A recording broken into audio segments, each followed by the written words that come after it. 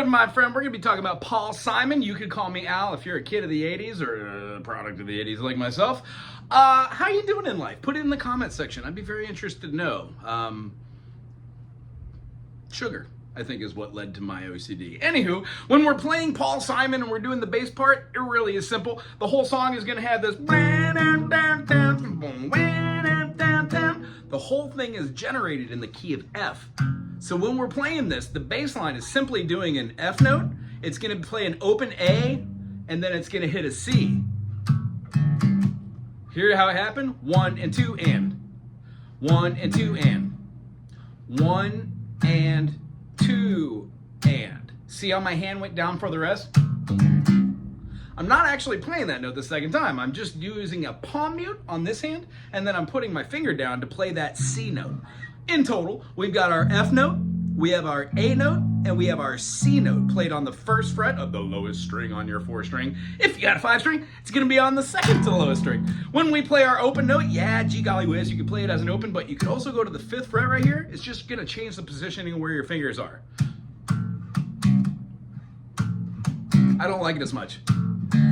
I like that openness because that pop is what you're really focusing for. So on the other hand, when you're doing it, it looks like this.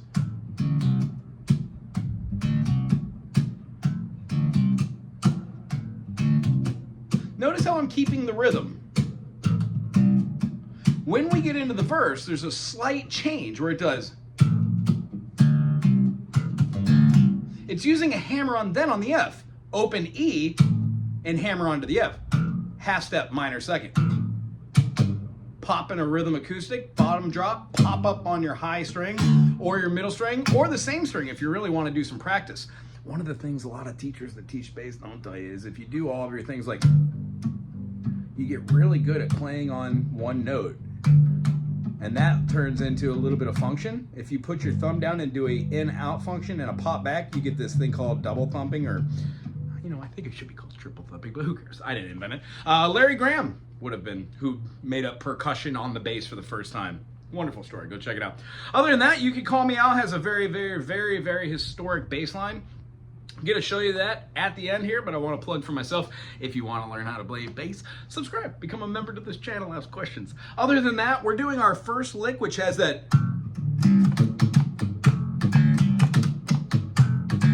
practice, the practice of practice. Do that a couple 100,000 times. The second line, we're going to play a quick F to G, hammer on, major second, and then we're going to be playing a D to a C. I like to slide it through and then give a little bend.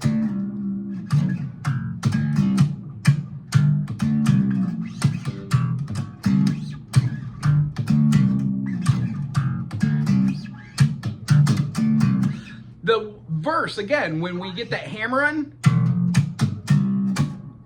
it's going to do a, and have that same rhythmic pattern. Feel it?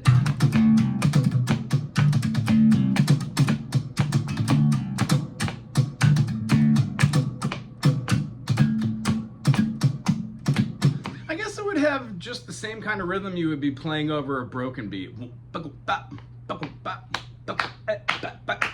So that is the practicing of the practice of practicing for this song, and I know you're all here for the bass solo. Really, it is very interesting. The story behind it is they had the bass line, they were doing this like double thump thing,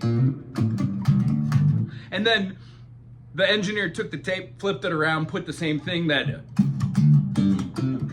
and then it just turned into the bass. Like the bass player Batiki, he actually learned it, and then they do it all the time now. So the whole idea behind the rhythms, it was tribal, traditional music, spiritual music, combined with a little bit of funk behind there, and it turned out to be amazing. And if you haven't heard of these bass players, go check out Paul Simon, go check out Richard Bonham. You're gonna love it. Played with Bobby McFerrin a lot too. That was really fun. So the whole feeling has this.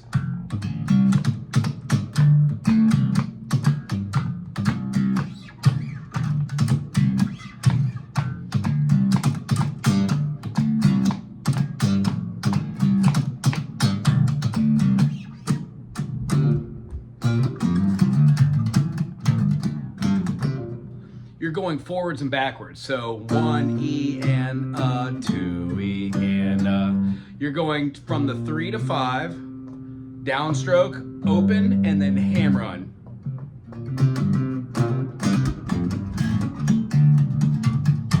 All down your strings. If you're on a 4-string, perfect. If you're on a 5-string, avoid this 5th string like the plague. And then you're gonna do it backwards.